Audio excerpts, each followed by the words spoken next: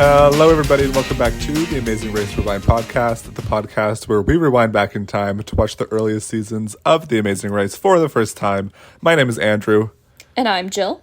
And today we are here with the long procrastinated season 4 deep dive. But it is here, you guys. No more waiting. Yeah, we're sorry, guys. You know, life happens, life gets in the way.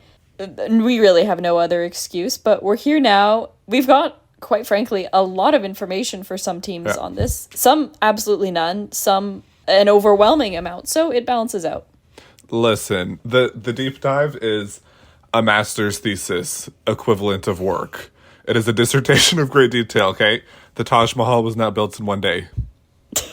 And neither is the deep dive. So that's why it takes us a little bit longer, but it's here finally, and we're cheering.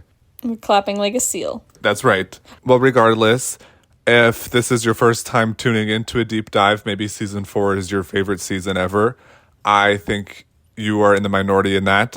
It's definitely not our favorite season of the first original seasons, but maybe it is, and you don't know what the deep dive is about. So the deep dive is where we cut right into the meat of the matter, and we gather as much information as we can about what they didn't show on the show, what the teams are doing after the show. We dig up any kind of tidbits or fun facts about what happened. We check in with where the teams are at now, and basically we just look around for anything that they have said publicly that maybe... A lot of it usually ends up being things that they were really upset didn't get shown, or they were really confused or irritated, or sometimes they liked the way that certain things were portrayed. It's the behind the scenes. Yeah, we are trying to collect as much information as possible to become encyclopedias of The Amazing Race. We kind of are at this point. If we keep this up, it's like how I always say, I firmly, honestly believe that I am the only person in the world who knows more about the Maze Runner than the author of those books. We are becoming that for The Amazing Race. I don't know, because we have had some people interact with us who know way more than we do. That's very true. And you know what? Kudos to you guys. Like, kudos to them. Amazing. Look, I know that I hold the most knowledge for the Maze Runner, but I don't think I don't think I could ever get to a point where I hold the most knowledge for The Amazing Race. I don't think so. Some of you guys out there, you are brilliant when it comes to this show. Okay, Jill, this season, 3 words describe. Oh, slightly flat. That's not. Can I use those 2 words to create sure, yeah, one? Three slightly, statements. I'm going to say slightly flat and long. Slightly flat as in some of the teams, frankly, and this isn't by any fault of their own, it's an editing thing, really had no personality, and it was hard to root for, not because they were unlikable, but because you really just didn't know them. And long could also be our fault, because I think this season has taken us 7 months to do, 6 months. So that might be why it feels long, but yeah, I'm going to say slightly flat and long. What about you? 3 words. Yeah, so my words are underwhelming. Oh.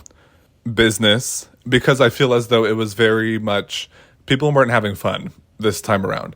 People were there for business. They were there to do their thing, and they weren't like interacting with each other in a super friendly manner. I don't think not many great connections were made between teams.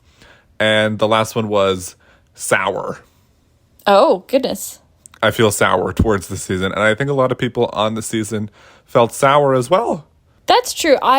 In a lot of the transcripts of interviews I was reading right after the show aired, there was one I read with Kelly and John and Millie and Chuck. A lot of them were talking about how it seemed like they didn't love the way that it was edited. Like, they cut a lot of the friendships that were developed and the good moments and kind of the happiness. So I would understand sour. That's very interesting, because I think the editing for this season is probably, in terms of like storylines and crafting a narrative, I think it's the weakest that we've seen from the first 4 seasons. Absolutely. Like you said before, it was like very flat and underdeveloped. Like, we didn't really get to know any of these teams wholeheartedly. The only team that I would say had an interesting arc was Tian and Jeree. And see, I don't even remember them. Who it's been so long, I don't know who they are anymore. And that's our fault. And that's our fault, yeah. Anyway, so do you have any strong opinion? I guess this kind of ties into what we're saying, but overall strong opinions or criticisms of the season? I think my main gripe would be Gripe? I don't know. Where do you get, Andrew, where do you get these words? Don't know. They just enter my brain.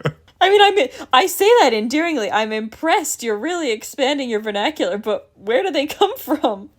They come from nowhere. But as I was saying, my main gripe with the season was the characters and the lack of fun or the lack of interesting teams.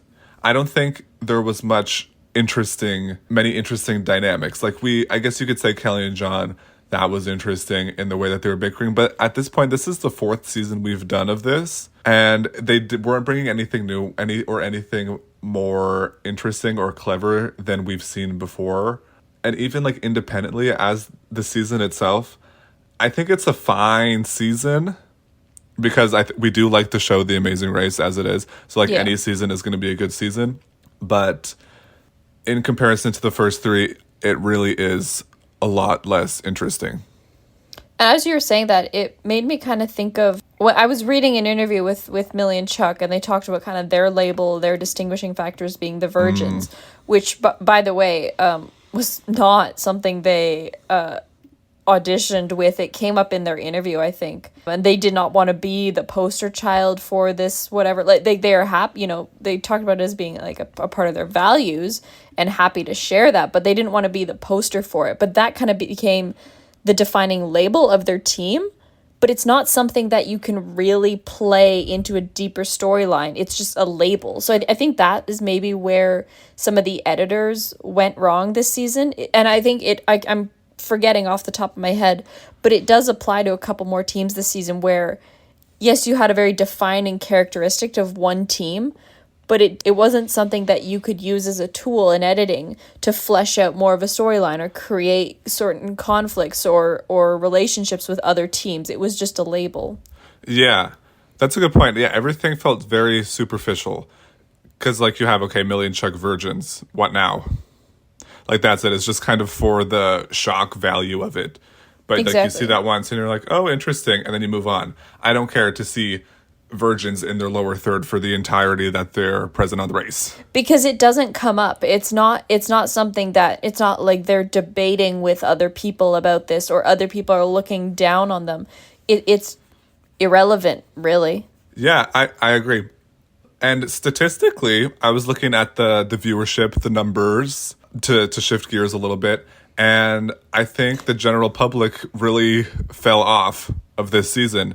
Because looking at the numbers, the premiere started with 9.94 million viewers, and it ended with 9.88, which is not horrible, but that's very stagnant. Yeah, in comparison to seasons 1 to 3, they all gained over 2 million viewers throughout the season from the premiere to the finale. So we can kind of look at that as indicative of kind of how the general public was feeling towards this. Yeah, I believe. That's fair. And did you see, hold on, somebody sent us an email. Why is this?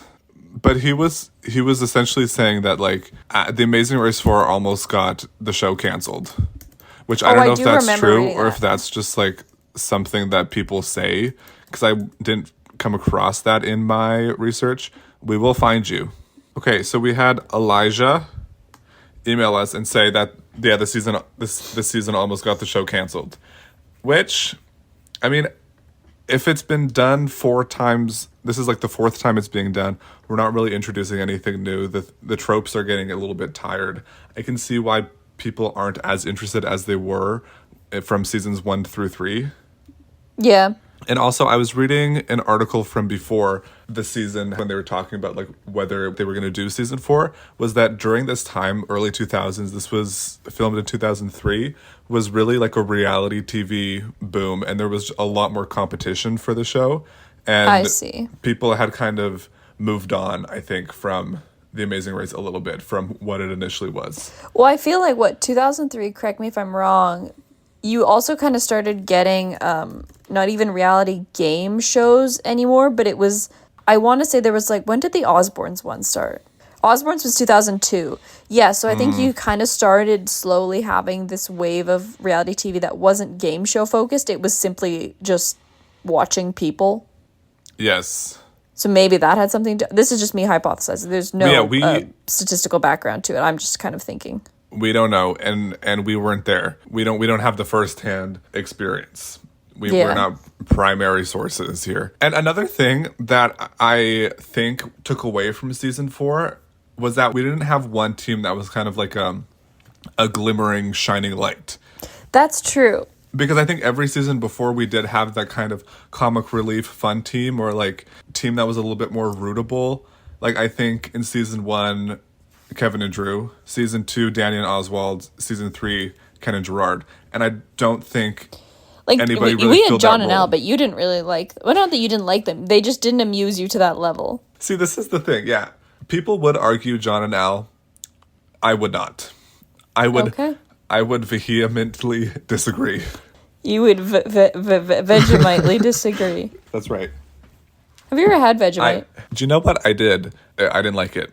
No, I didn't like it either. Okay. Do you have anything else for the preamble before we get into some factoids? No, I feel like that was a pretty long preamble, so we should just get into it. So to review for anyone who maybe you don't remember, because I certainly didn't, or you're just tuning in now. So the route, in terms of just countries, not how many episodes they stayed in each country, but the country route went USA to Italy, Italy to Austria, then to France, to the Netherlands, India, Malaysia, South Korea, Australia, and then as always, they finished back in the US. So that was our route. And I don't think it was a bad route. I think it was very Europe heavy at the beginning. It was Europe, Europe, Europe, Europe. And I said, when are we going to leave Europe? And then we did Asia, Australia, and then we went back. It was a fine route. This was the first season where they didn't visit Africa, which I think is a negative. Yeah. For the season. Or did they didn't visit South America either, did they? They didn't do South America. No. Yeah. And the only new countries that were introduced this season that they hadn't gone to before were the Netherlands and South Korea. Right, yeah. And I'm saying, why are we recycling so much when it's only season 4? I feel like that we read something about this, but I can't remember now. Could it have been? I mean, it's so easy for us to sit here and say, why wouldn't they go to more countries? When we have no idea about the regulations and the statistics. Well, to be and fair, all the was it planning that last goes into season? this. Was it last season that a team got officially detained in Morocco? Or were they season 3? I can't remember, but I feel like Neither. I feel like when that stuff happens, your team probably sits down and goes, okay, how do we need to be a little bit more careful about where we're sending these people. Yes, that's probably a consideration as well. And I think it is probably very well thought out. But Jill, what did you think of the route overall? Again, it was Europe heavy. I was okay with it though until the end. I think because we did Australia, it was season 2, we had done Australia in that kind of like third to last, second to last leg. And we did that again, but we stayed there for so long this time, and we did Hawaii again. The end of the leg particularly, I feel like could have been a little bit more creative because it was so long in Australia, so quick in Hawaii, and then Phoenix, Arizona just felt really rushed, and I feel like a little bit more could have been done in mainland USA. So I don't know. That was where my issue with the route particularly was. This was the ending. Yeah. Honestly, I can't really remember my memory for the season. I think I remember like episodes 1 through 3. The mid section of the season, I can't really remember what happened. Should we get into the teams then? I think we should, yeah. Why not? Okay.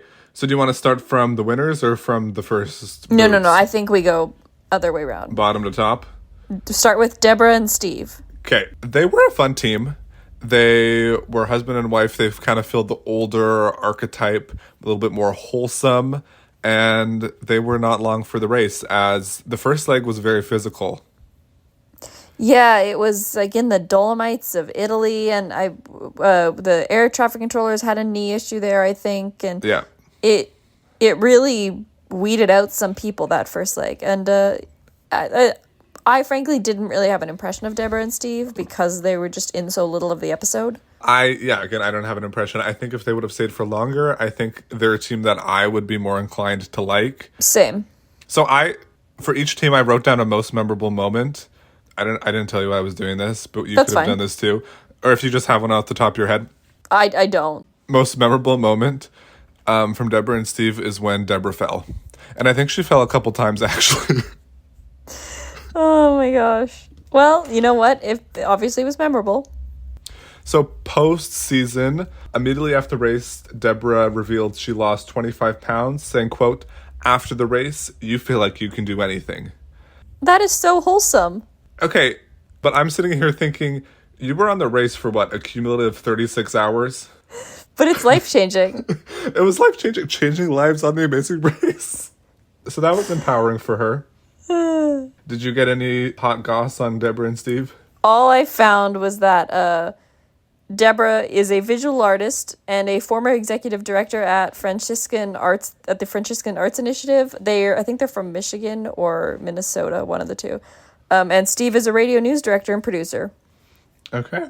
They're 72 years old and 62. Seemingly, they're still happily married, living out their lives. And one thing that they mentioned in an interview that I thought was kind of shocking was who their favorite team was. Jill, who do you think Deborah and Steve said their favorite team from the race was? I'm going to say Raikkonen and Chip. Wrong. Tiana Jury. Yeah. She loved them. They loved them. Interesting. You know, Yeah. I was seeing a lot of Raikkonen and Chip in an interview said that they really got on well with them. Like, I think Tiana and Jury were just portrayed in a very weird light. Yeah. I think and we'll talk about this when we get to them. I think they are a classic case of we're only showing your worst moments, and that's what you're going to be portrayed as on our show. Okay, interesting. I think that's what it was. Okay. Thank you, Deborah and Steve, for your contributions to the Amazing Race history.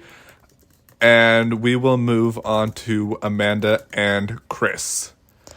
I'm going to be honest, I had no memory of them on the race. Like, absolutely nothing. And I don't mean this rudely to them. It's just, we watched this so long ago. We're doing this deep dive so much.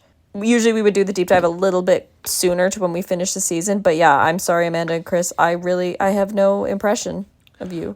Okay, so neither did I, except once I started looking into them a little bit, the floodgates kind of opened and I remembered. So this was the team. Do you remember when they were like leaving LAX and like Amanda was just like swearing like every second word was bleeped? Vaguely. So that was her. Chris called Amanda Flo in episode 1. And they were also the team who, do you remember the masquerade task in Venice? Yes. Yes, he was the one who did it incorrectly 3 times and they got eliminated as a result. Oh, I don't remember that part. No, I remember the masquerade task. I don't remember that. Amanda and Chris, I think they were actually one of the first teams in the history of the show to look like they're kind of in a front runner position, but then get eliminated Well, they won the early. first leg. I think they were the first because, yeah. The frickin' first leg. And then got eliminated the second. Yeah. First to eliminated, which is a crazy trajectory to be on. Yeah. In terms of their post-race, I personally really couldn't find anything on them other than, I'm blanking on the website that always... Okay, the Cinemaholic. Kudos to them. They always do such an awesome like point form recap of where all the teams are at. I derive most of my research from there and then just trying to find tidbits elsewhere. Amanda and Chris, I really couldn't find anything other than Chris works in graphic design and at least at the time Amanda was working as a medical technician and they're from Sioux Falls, South Dakota. Yeah, I saw that. Yes. Woohoo! That's also what I remember from them. They're from South Dakota. We love the Dakotas. So a couple interesting tidbits that they revealed from postseason interviews was they talked about the masquerading task, and they said it was down to them and Monica and Sheree. And the masquerade task was super quick. Like, people were in and out of there. Like, the entirety of the task was completed within 15 minutes, Chris said. Really? Like, people were in and out of there, like, within minutes. So It felt so long on the screen. yeah. So Chris who was in ninth in the line, he was like, okay, I have to get this so incredibly fast so that we can make sure we secure our spot. So he goes in, he says he took like 30 seconds to do it, and then he got it wrong. And then I had to go to the back of the line. And what he didn't realize was that there were actually multiple rooms, and like there was an upstairs and everything. Oh, so he just went in the first room and was like, good enough. Yeah, he was like, this is it. That kind of looks close. Here we go. So the task was a lot quicker than we thought. Yeah, 15 minutes is very fast. Very fast. So that is Amanda and Chris for you. Yeah. And now on to Russell and Cindy, not to be confused with season 2's Cindy and Russell. Yeah. Okay. This was also another team that I kind of forget. I know, but I don't want to say their post-race info is juicy, but it's like everywhere you see it has like immediately after elimination from the race, Russell and Cindy broke up and have never spoken to each other since. That was a direct quote from something I found. Yeah. And this, I think, was one of the, in the truest sense of the word, dysfunctional teams that we've ever seen. My most memorable moment for them was Russell pretty much ignoring Cindy, and then Cindy being like, I made a mistake by choosing Russell to be my partner on this show. Now that you say that, I remember. Because I think wasn't the whole thing with them was like, she really wanted like a relationship because they were like friends / dating and he didn't. And it was just it seems like a very odd scenario to apply to their race with. Yeah, they did not have a great time on this race. No, yeah. And then I found as well online somewhere, it said, Russell famously isolated himself from all the other teams at Sequesterville. In addition, he made himself unavailable for any post-race interviews. And I went, what is Sequesterville? So as per Amazing Race Wikia, Sequesterville is a centralized place where eliminated teams are sequestered for the duration of the race. Well, they gotta keep him somewhere. Yeah, so I'm just looking here. I don't know why we've never looked at this. So season 1, Sequesterville was Paris. Season 2 was Cancun, Mexico. Season 3 was Faro, Portugal. Season 4 was Sagres, Portugal. These are all really nice. Like, they basically just throw them in, like, Portugal or Mexico or Florida for the most part, by the looks of it. Vacation. Quite literally, yeah.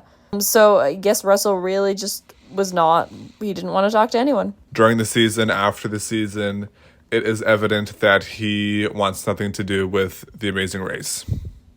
Yes, and as of right now, from what I could find, Cindy is a independent contractor in LA, and Russell has been working or was working as an actor, model, and entrepreneur in California. Good. I found an interview with Cindy from after the season. Okay. From the Tar Flies website. I've seen a bit of stuff from them, yeah. Yeah, and the interview was entitled Solo Cindy, because she's the only one who's doing the interview. And this interview is kind of dark, and she is giving a lot of shade to Russell. Oh. So she says that she gave him all of the money to handle, I suppose, and he was ostensibly withholding buying food and water for her.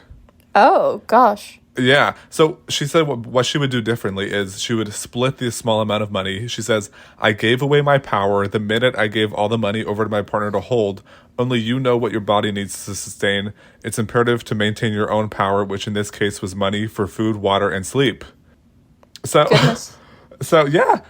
She refers to the moment where they bickered at a park bench about sleeping there. I think this was episode 1 or 2. And saying like she wanted to completely lash out at him, but like really used all of her energy to not explode on him. And she said the toughest part about the race was, quote, trying to form an ally with my partner. Oh. That's unfortunate. Yeah, she had a rough go. And she said she's a much bigger personality, but she just like shut down on the race due to circumstances. That's, yeah, again, unfortunate, but fair. Sometimes things happen. That's how it goes. The dark tale of Russell and Cindy on season 4. I think we're ready to move on to another team. Okay, so many of these teams, it's like, who is this? Steve and Josh.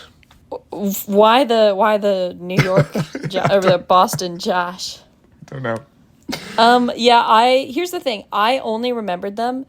We'll get to this in a little bit when we do like favorite detour, fast forward, roadblock. They were my favorite fast forward when they did the champagne carrying one in Austria. That was my favorite fast forward.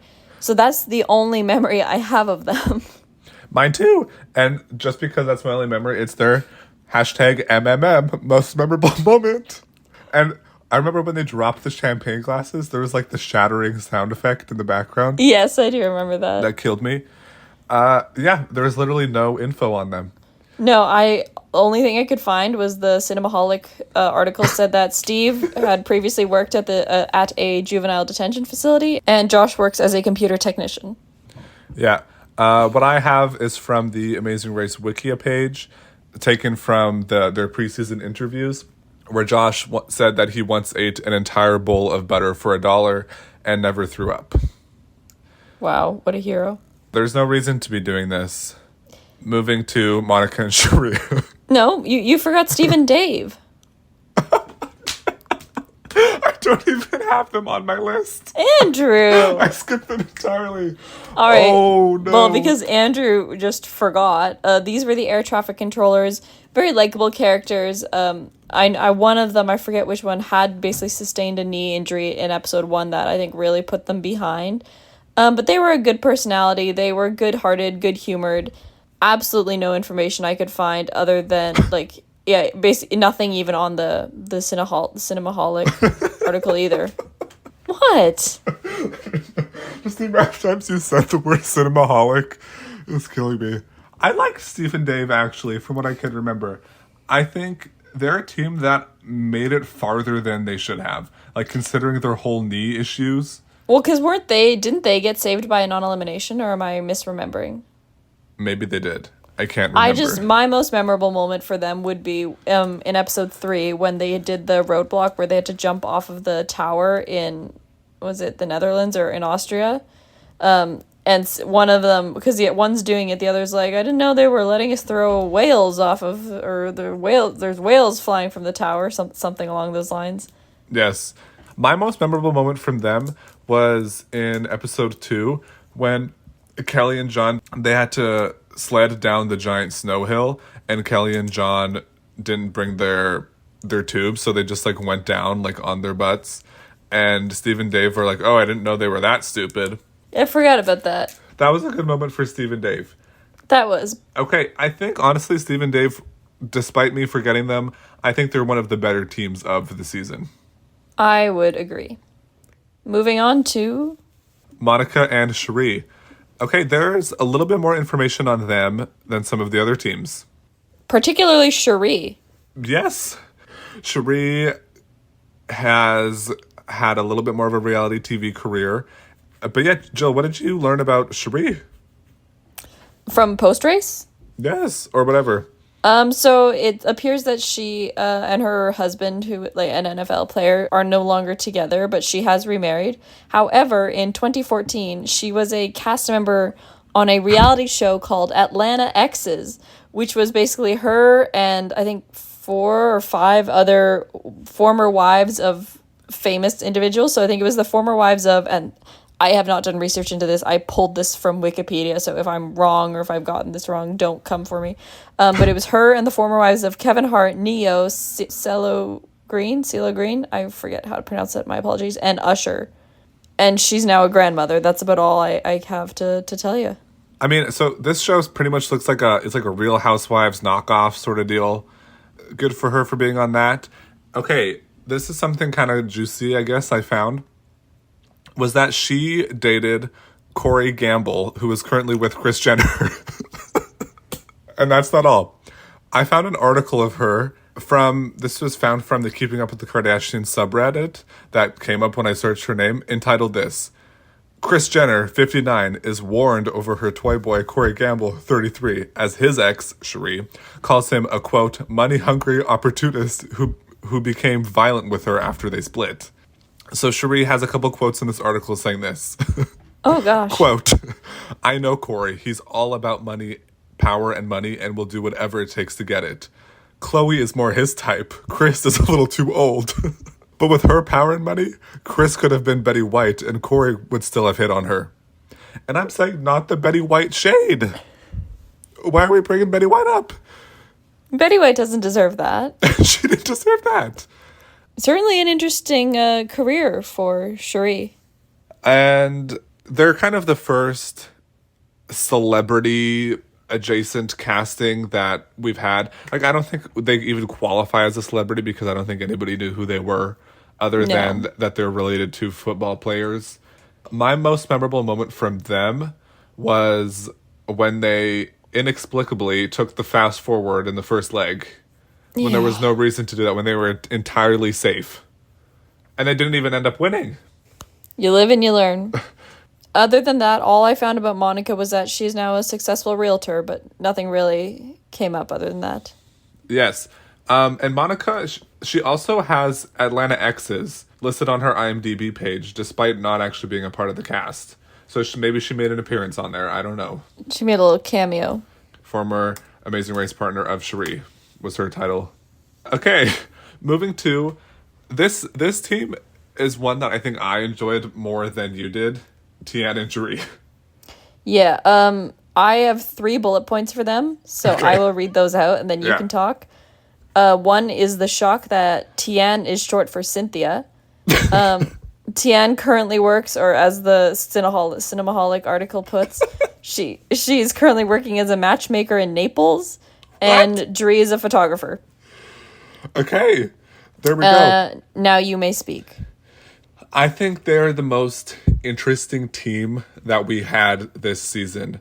They started off bickering, super annoying, just kind of going after each other, but they had entertainment value within that.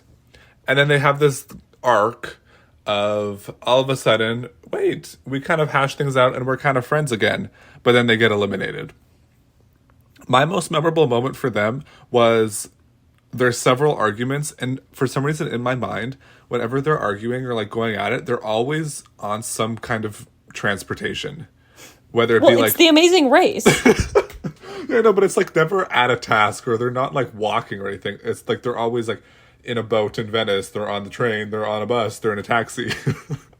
But I guess like that could be the perception of the entire show. I don't know. Also, Tian getting upset with Cherie because she couldn't run. That was a large part of their characters at the beginning. Cherie holds the record for the most legs run without completing a roadblock, which is 7. Wow. They did an interview with Ethan Alter from TV Guide in 2003. So this was after their elimination episode aired. Cherie said that she actually had the flu during the beginning of the race, which was never shown. So she was really going through it with that.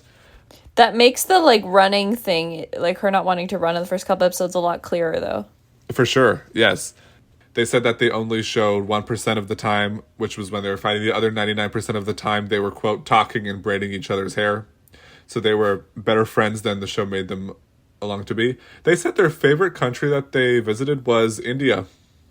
Oh, interesting. On the race. Yeah.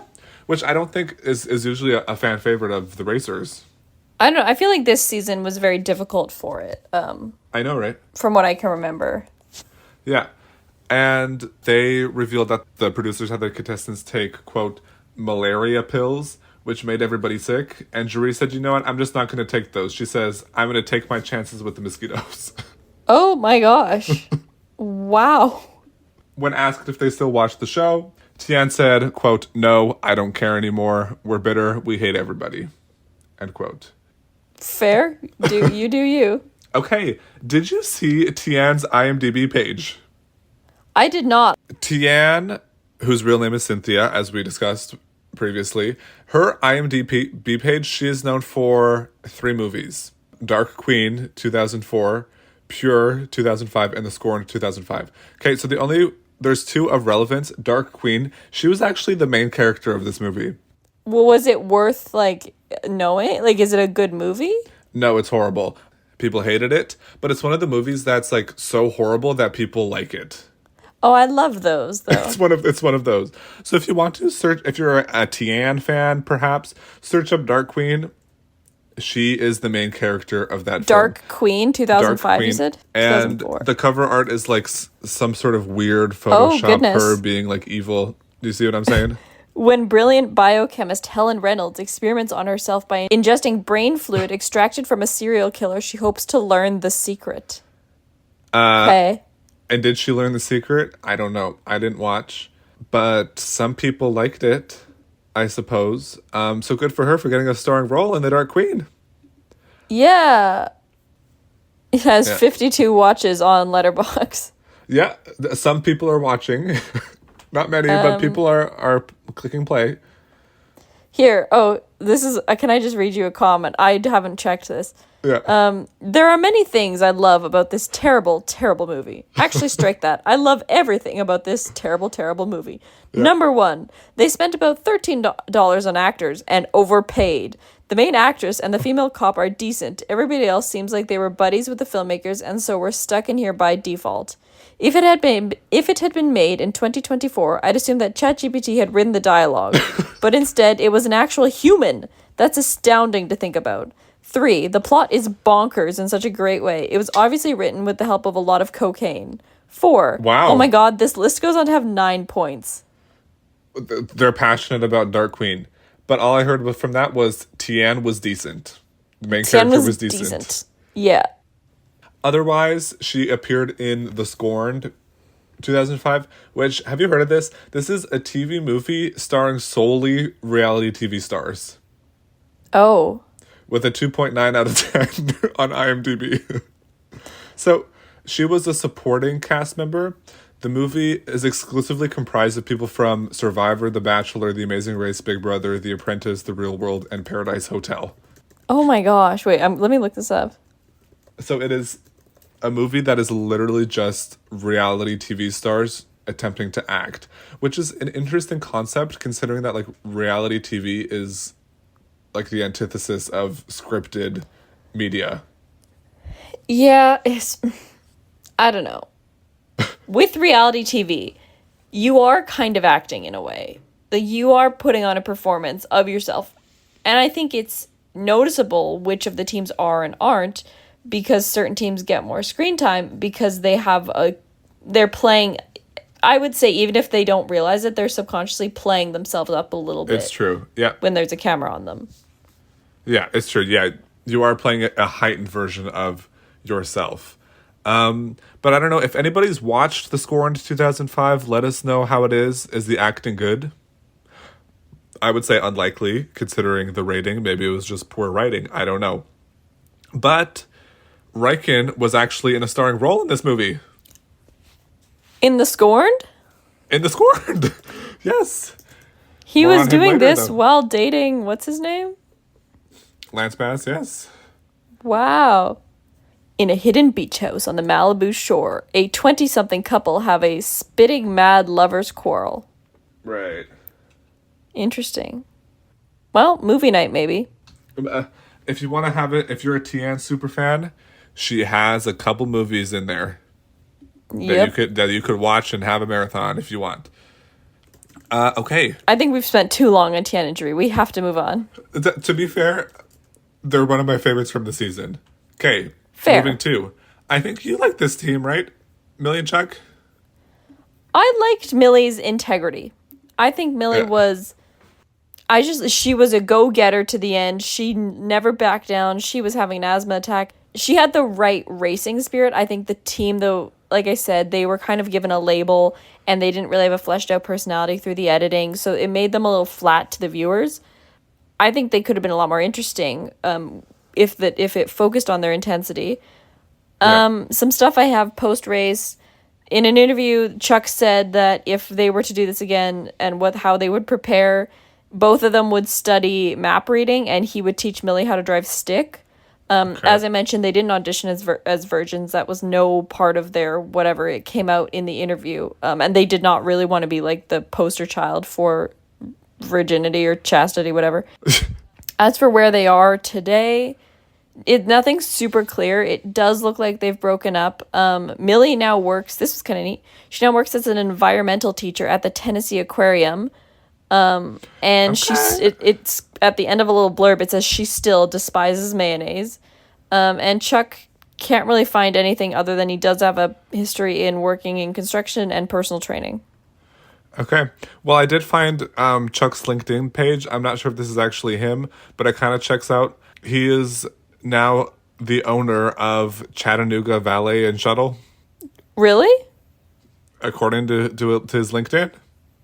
Oh, I couldn't find his LinkedIn. That's interesting. Yeah. And his last name is Shankles. I did know that, yeah. I think Millie could be she kind of fits that. Do you remember Jill from John Vito and Jill?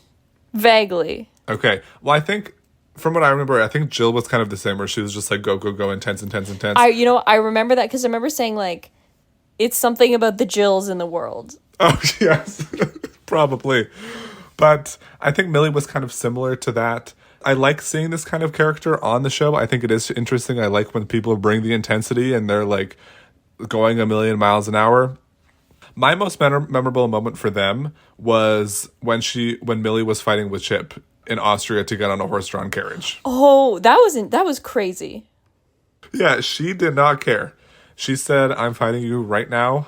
I need to get on the carriage." I don't remember did she end up getting it? I think she did. I think she did, yeah. Yeah. Seems like Millie's doing really happy at the Tennessee Aquarium, and I wish them all the best.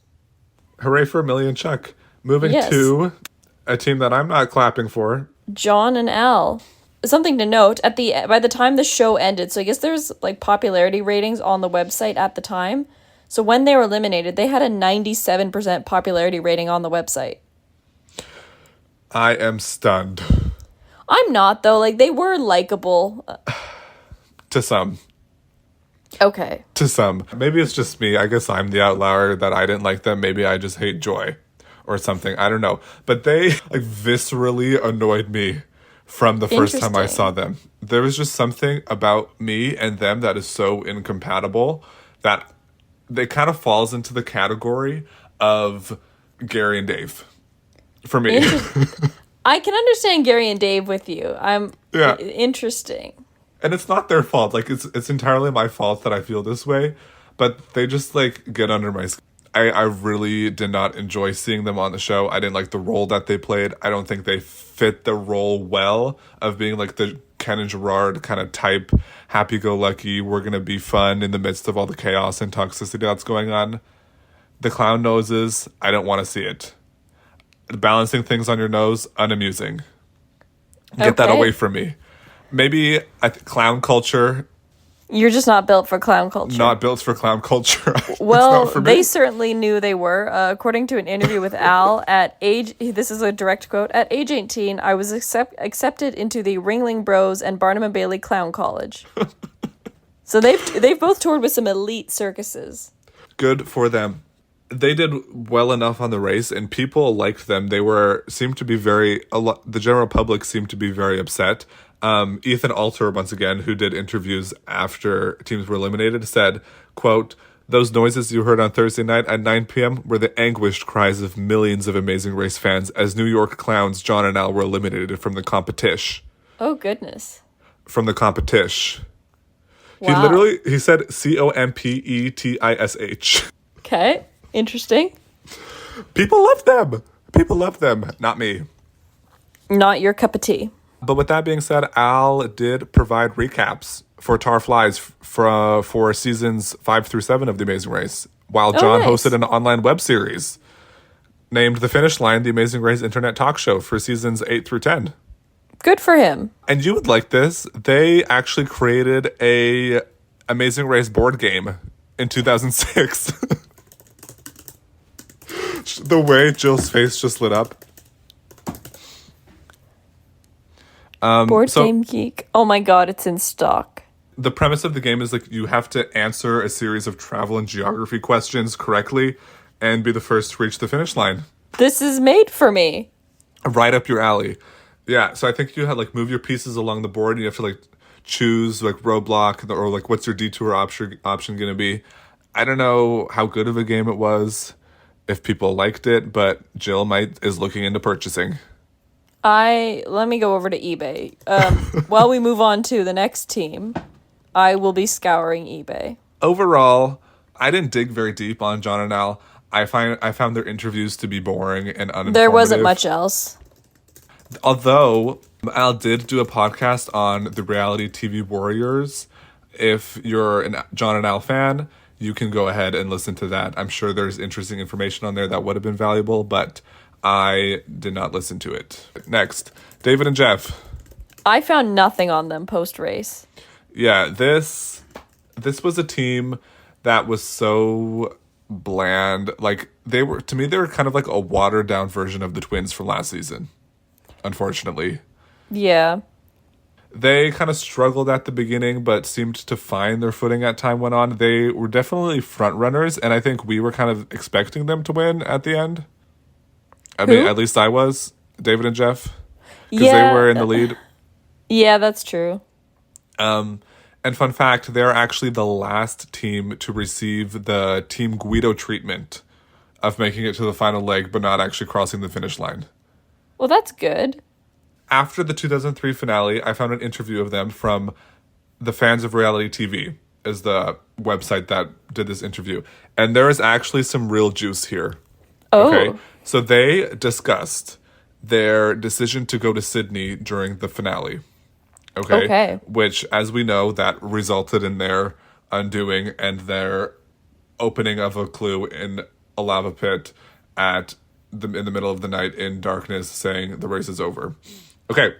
So he pretty much said that the night before that they were going to go on the flight, they made about 10 reservations on flights to different places just to like cover all of their bases. They just like called everywhere and said, can we reserve in Korea? Can we reserve in Japan? Can we reserve in Fiji? All these different places. Wow. So after the skydiving task, they went to the airport. They were the first ones there. And they saw the whole production team at the airport, including Bertram, who's the show's creator, and Phil at the airport, who were getting on a flight to Sydney. So Because presumably they were probably going straight to Arizona. that's probably what they were thinking. They were like, they have obviously figured out the fastest flight path. We need to go where they're going. So they inquired about the flight, but the flight was sold out. However, it just so happened to be that this was one of the flights that they had reserved the night before. So they were able I to get see. on. So they thought that they had just made the move of the century and that they were getting on this flight that was sold out with production. Interesting. And that's kind of the extent to what they said, because obviously things went wrong once they got to Sydney. Right. Because I'm assuming they probably tried to like follow production to like get on the same flight as them, but that flight was probably also booked out. And then that's where we see them kind of scrambling, trying to find flights everywhere else. Interesting. So that's a clear example of like production inadvertently influencing the game by just like trying to do their jobs, and maybe resulted in David and Jeff not having $1 million. Yeah, that's an interesting take on. Like, I mean, it's not production's fault, but it's the first time that the team's talked about, as far as I know, a team has talked about production being there and the way that production is traveling influencing how they're going to travel. Yeah, because you would think that would be a good idea. Just like follow production and you'll get there quickly. Yeah, interesting. Yeah, not the case for David and Jeff. So, according to Dave's Instagram, he seems to be happily married with a son. And Jeff still seems to be in the real estate business. And a website has actually used his Amazing Race status to sell a home that he built on top10realestatedeals.com. I Wow. found this listing. It's titled this: Manhattan Beach home built by Jeff Stranad, who was a season 3, wrong, finalist on Amazing Race, is for sale at $16.5 million. Okay, so he's making like big real estate transactions. So he's doing well. I also in an interview with, I think it was Riken and Chip, they were talking about how teams hid things and blah blah blah, because like Riken and Chip had hid that they were a couple till quite late on. But they were like, yeah, like we weren't the only team that hid stuff though. They're like, Jeff didn't tell anyone that he was like this amazing triathlete. Oh, He was like, hide your strengths. And I'm like, okay. hide your strengths, and they did. Do you have a most memorable moment for David and Jeff? No. And not in a mean way, just no. Yeah. Mine is just like literally the finale of them opening up the clue and it being saying the race Like is that over. would be mine. Yeah. Just them in the dark cold of the Hawaiian lava fields. After receiving 0 screen time the entire finale. Yeah, unfortunately. Okay. Moving to, this is a team that, once again, I think I am kind of higher on them than you, Jill. I would agree. In terms of liking. Kelly and John. Comments? Kelly and John, they were that bickering couple. They were, I will say, more likable than some of the other bickering couple tropes that we've seen. Yeah, and I think I wish I liked them more. And I would say I disliked them. I think it was, I didn't dislike any of the teams and I didn't love any of the teams. So it was just kind of this plane of neutrality, and they were Right. just like almost directly in the middle. These bickering couple teams were such like a hallmark of the early Amazing Race, and they directly fit that mold. They were snappy, they were snarky, they were lobbing comments at Millie, Chuck. They hated them for whatever reason. I don't think they weren't easy to watch at times, but I think they did provide some entertainment value. I think Kelly is an entertaining narrator and commentator. Absolutely. And actually, fun fact, Phil listed John going naked during the roadblock as one of his favorite moments of all when Phil was reflecting on about 30 seasons of The Amazing Race. And you know what? That's Phil's right. He could do that if he wants. That's an interesting selection. He said one of his favorites, not his all-time favorite. Yes. Even then, I wouldn't even say that's one of my favorite moments from the last few episodes of season 4. Yeah, it was funny. I wouldn't say it would be. They just, you know what? I feel like it's one of those moments where you had to be there. You had to be there. And I guess it was a moment at the time, and people doubling over laughing. Yeah. Okay, so their postseason interviews that I found just lacked substance. Yeah. For example, when asked how much it hurt to slide down the snowy hill on their butts, Kelly says, a lot. And John said, have you ever had a frozen enema? And that whole interview was so bleak. Like, they did not give good answer. The interviewer wasn't pressing them for, like, interesting information. I did not find anything on them. I read one interview with them where I think they asked, like, the question was, like, what's an essential in your backpack? And Kelly was like, birth control. Because she's like, can you imagine not having that? And John said something really, like, simple, like clean underwear or something. Yeah. And then the same interviewer asked them why they wanted to do it. And Kelly's response was, crazy people do crazy things. And you know what? I could see why they got cast on the show. Like, these are unique individuals. They are. Yeah. So before the show, and maybe after, I'm not sure. So Kelly was working as a model and had aspirations of being a children's book author. They are still together, actually, and live in Miami. They have 2 sons, and John works in real estate. So good for them. Good for them. They're doing well. I feel like it's not super rare that when we talk, I think it's rare. It happens more than not that when we talk about a dating couple, they're not together. So it's just like, usually if it's a married couple, they are still together, but it's rare for, I think, a dating couple to be like, oh yeah, they're still together. It's true. Yeah. Well, yeah, Kelly and John were engaged at the time, right, of the race? I forget engaged or dating, but yeah. Okay. All right. Finally, we get to our winners, Riken and Chip. And I think I could be wrong. Correct me if I'm wrong. I think they're probably the first Amazing Race winners to both individually have their own fully fleshed out Wikipedia pages. They have extensive resumes. Yep. Andrew and I were saying this before. They both cover a lot of ground post-race. They both have very impressive resumes. They've both done a lot publicly. And I think, quite frankly, if we were to sit here and dissect it would take a while. So we're going to read some of the highlights. If you're interested, I would honestly just recommend go read their Wikipedias. My honest plan here was just to read like the intro to Riken's wiki page. If that's okay with you. Well, let's do it. I have nothing better. So first off, this wasn't from the wiki though. This was from something else that said he was born first name Richard and changed it to Riken in 2002. So, as Wikipedia describes, he is an American lawyer, businessman, reality TV show winner, former model, and former occasional actor. A former United States Air Force officer with the rank of captain. He is best known for winning the 4th season Amazing Race, blah, blah, blah, with his then partner Chip, and for his much publicized 2006 relationship with pop singer Lance Bass or Bass? I have no idea.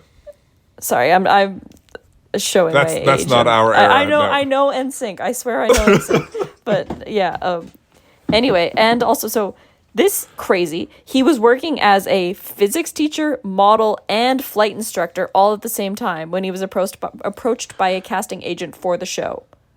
So I don't know how that works. Like, how do you do that? I guess like modeling you could do just like on the weekends. But what was the other one? A flight? Physics teacher and a flight instructor. But it was a physics teacher for, it sounded like a little bit more of an elite type school or something. Let me look it up. Right, so he was like, maybe like that was kind of part-time. He would come in. I think so. Like sessionally or just like teach 1 or 2 classes. I think so. So these are pretty well-versed people. So great for them. Super happy for them. However, they were uninteresting on the show. Yeah. And again, not through any fault of their own. I really don't know what else to say on that. Yeah, they... Like, it's not a slight on their character or anything. It's a slight on their character on The Amazing Race Season 4 as, like, a TV characters because it just wasn't that interesting. But they were, like we said before, they were there to win the game. And they were going to do that. They're not there to give great commentary or have, like, make these moments or parlay it into a career, which they did. But they weren't trying to like become talk show hosts from this due to their charming personalities. Riken had a show called The Riken Show on Q Network. Also, the school he was teaching at was called Crossroads School in Santa Monica, California. It's a private independent college prep school, and it's a former member of the G30 schools. G30 were an association of secondary schools from like all over the globe and just, like very elite. Very elite. Okay, this is crazy. So... He had our show, The Riken Show. Is it similar to the Kevin and Drew show? I couldn't find anything on it other than its IMDb page, unfortunately. Not that big of a hit, apparently. But, I mean, good for him for getting his own show. Not many people can do that. Okay, listed on The Riken Show is Adam Sandler. Yes, which... What?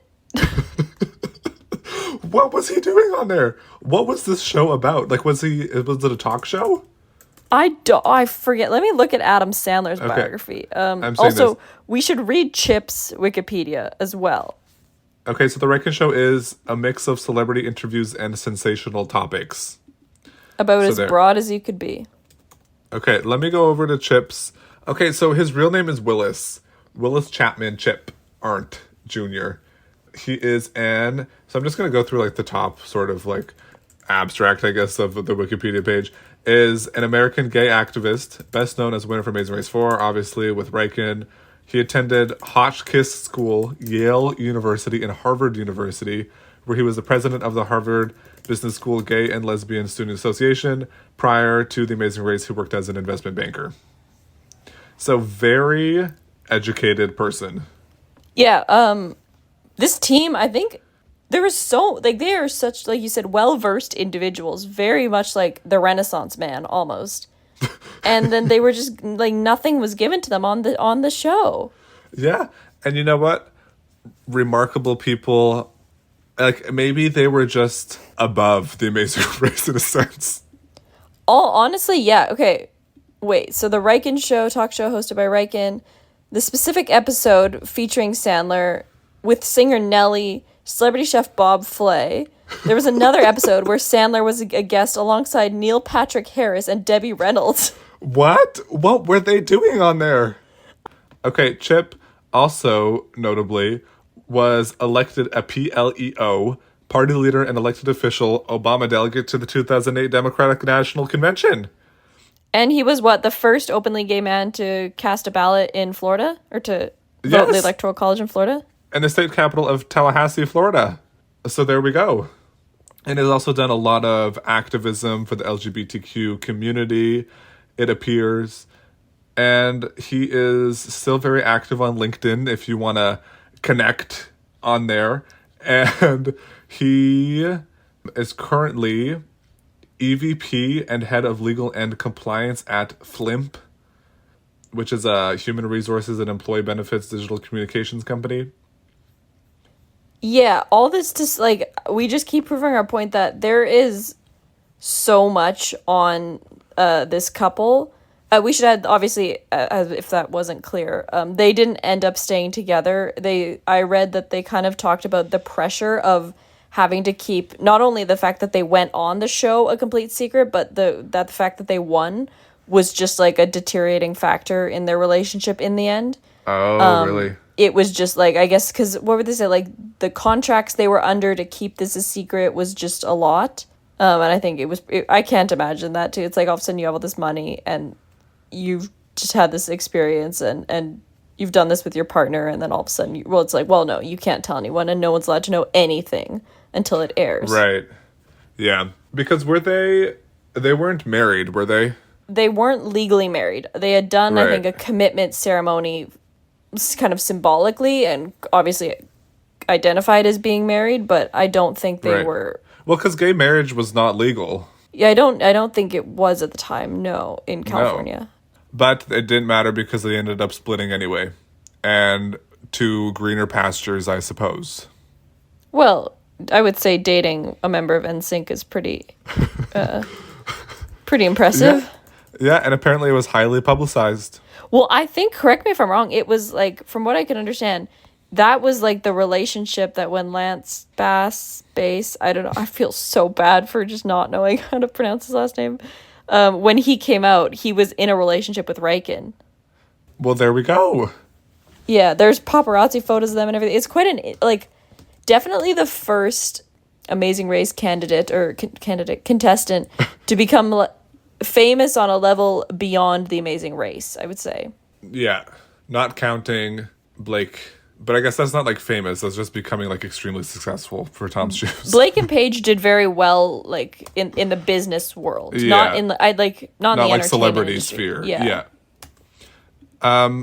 Okay, so those are our winners, Riken and Chip. Yes. Why don't we just go into favorite and least favorite roadblock detour fast forward go. Okay, my favorite roadblock was the Masquerade one.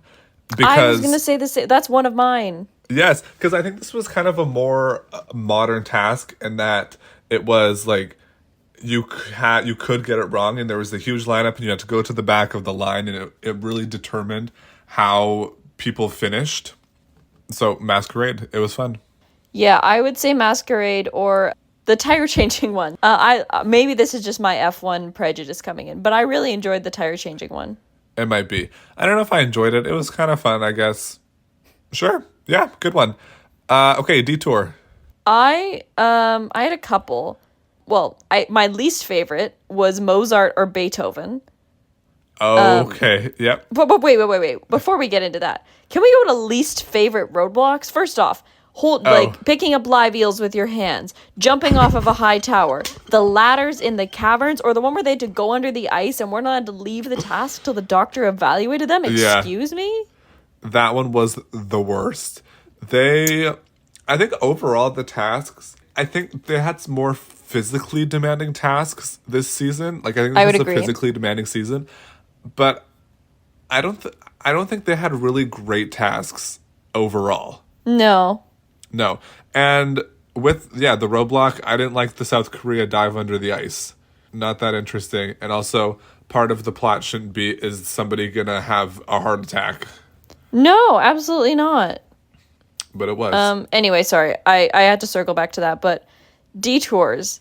Yeah, favorites. I liked the one, even though it kind of did put Kelly at a disadvantage, it was the strong hands or strong stomach in Korea, where it was the breaking the boards or eating the octopus. Yes. That was neat. And then the other one, here's the thing, the detours actually weren't great. I really am struggling here.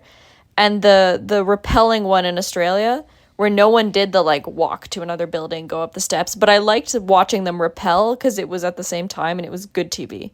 Yes. I agree. I was also going through the detours. Not very many memorable detours. No, I not at all. I went through each of them, and the one that I chose was, and this it wasn't even that good. It was the 500 kilograms versus 15 feet. It was the cheese one versus the cow manure. Yes. Yeah, from episode 5 in the Netherlands. I thought that one was good. I liked it. Not many comments on there. I thought it was made for some good moments with the manure and teams having to sift through it. Yeah. No, I think I felt bad because I was like, oh, I don't really remember any of the detours, but I'm like, honestly, they weren't very memorable. Not very memorable. Okay, so least favorite. Did I already say? Oh, yeah, I said before we jumped back to Roadblock, the Mozart and Beethoven one. Oh, you did. Yeah, sorry. Yeah, I think that one was gave me a bad taste in my mouth because we got excited because we thought it was going to be like musical I based know. rather than just like carry musical objects to an apartment building. Yeah, that'd probably be my least favorite too, other than the fact that they reused the detour ropes and slopes. The same Oh, name yeah. and everything, they reused it. And that's just par for the course with these early seasons of go down a scary thing or just walk. Yeah. I'm hoping a lot of changes are made next season, honestly. I'm getting sick of doing this the whole dance all the time of the detour, one option was good, one option. I agree. And I feel like due to the negative reception in comparison to the first three, I think it might be a catalyst for some more change for season That's 5. true, yeah. I'm thinking. And maybe that's why people like season 5 more because they're like starting to implement some changes to make it better, but I don't know. Yeah. That's wishful thinking perhaps. Fast forward. Well, we kind of already said the champagne task in Austria. And that is the only one that I remember. Honestly, yeah. There was you like the cannot- chimpanzee one I kind of remember, but that wasn't about the task. That was like that Reagan and Chip did it and another team went there thinking they had it in the bag, but that wasn't about the task itself. That made it good. Right. But that task, they didn't even really have to do anything, right? It was just like go to the enclosure. Yeah, it was just like sit with the monkeys. Right. Okay. Yeah, that's, I guess, least favorite is the rest because I can't remember a single one of them if you force me to. Yeah. I don't really know what else to say. Okay. Well, I'll say this. Congrats to us for finishing season 4. Yeah, honestly, it's been a long time coming. We did it. Clap, clap, we clap. did it. Oh my god. Looking to season 5, like I said before, I think we could step up the game a little bit. I read somewhere that this season 4 was the last season to have a fast forward available on every leg. Interesting. So I think that could be interesting for season 5. Yeah, that'll be something new. Okay, I'll have to think about if I like that or not. I guess we'll see how that changes things. Just a recap of some of these. So I'm just flipping through some fun facts. Last season featured multiple ties at the pit stop. Interesting. This season was tied with The Amazing Race Season 3 for having the longest chain of consecutive pit stop eliminations, 7. And this would not be broken until Amazing Race 35 with Wow. 8. So almost 30 seasons later, that would not be broken. And then finally, as I feel like we hashed this out in episode 1, but it only poetically makes sense to come back to it. So there were 3 Steves this season. Obviously, Deborah and Steve, Steve and Dave, Steve and Josh. 2 Johns, John and Al and Kelly and John. And 2 Davids, David and Jeff and Steve and Dave. And 3 people had the same surname. Obviously, Steve and Josh, because they were father and son. But then Dave also had the last name of Cottingham. And the mental gymnastics that we had to endure to my decipher goodness. through these names. Yeah. A couple other things that I found was that this was the second season to win the Primetime Emmy for Outstanding Yes. Reality Competition Program. So congrats to The Amazing Race Season 4 for that one. No teams from this season returned for the All-Star season. True. And I wouldn't want to see anybody anyway. One and done. Thank you. Okay, another thing that we haven't really talked about is I think this season is the most unpredictable in terms of the winners and the placements. Because I would agree. I think the first 3 seasons we had more of like front runners, these people were in the back, these people were in the middle. This one was salad toss every episode. And I did like that. Like, it was nice not knowing, to be fair. Yeah, and this was the first season where none of the top 5 teams from the first leg made it to the finale. Interesting. All the top 3 teams were teams like 6 through 11. They were like within that group. We should mention Mason Yes. emailed us as well about the deep dive. And he was saying that about the roadblock limit, where season 5, the roadblock rule will be implemented. Oh, never mind. Season 6 is when it'll be implemented, where So we have one more season to endure. one more season to endure of every one person doing the roadblock. And he says it'll be more noticeable in season 5 with the roadblock rule implemented at the beginning of season 6 to address the issue. And he says the rule is also nicknamed the bowling moms rule. The what? The bowling moms rule. After a team Interesting. in season 5, Linda and Karen. And I can tell you right now, that's going to be my number 1 team. I was going to say, that sounds right up our alley, but specifically yours. We are going to love the bowling moms. We don't know a single thing about them, but the fact that they're called the bowling moms, we're Linda clapping and Karen, cheering. we're coming for you. Linda and Karen. Those names are going to go down in Amazing Race Rewind history. We know it already. Okay, so thanks, Mason, for that. All right. Well, looking forward to season 5. We're so sorry it's taken us this long. We have some great guests in the queue. We're bringing back Yeah. some of your favorites. And as always, we've heard such great things about season 5. So if you have articles or like, start collecting this info for us, because we won't want to look at it right away, but we will look at it for the deep dive. Yeah. And yeah, that's about it, I Yeah. think. We're gonna put some diesel into the Amazing Race Rewind machine, and we're just gonna go, and we're gonna keep it going for season 5. We're gonna be churning these things out, hopefully. It's been a busy year, guys. Look, it's just been kind of unpredictable surgery and moving again, and yeah. Yeah, we are ready for a good season with some good characters and storylines because we deserve it. We need it at this point. We need it. So you can follow us on Instagram, which semi-recently made a comeback. Yep. At Amazing Race Rewind on Instagram. You can message us on there if you'd like, or if you would want to, you can send us an email, amazingracerewind@gmail.com. Otherwise, giving us a rating on Spotify, Apple Podcasts, anything, 5 stars would And help.